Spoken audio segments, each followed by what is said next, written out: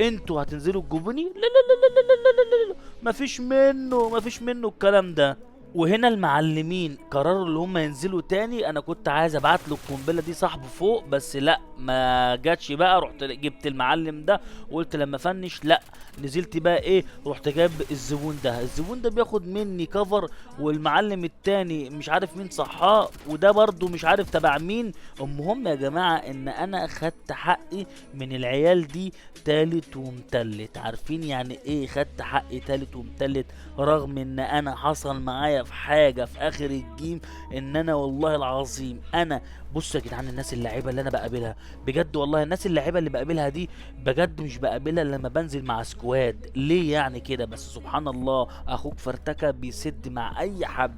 المعلم ده عمال بقى ايه، مش عايز يفايطني عشان جبت السنيوره بتاعته اللي هي المزه بتاعته، عمال بقى بص عايز يدمرني. يا عم سيبني في حالي يا عم.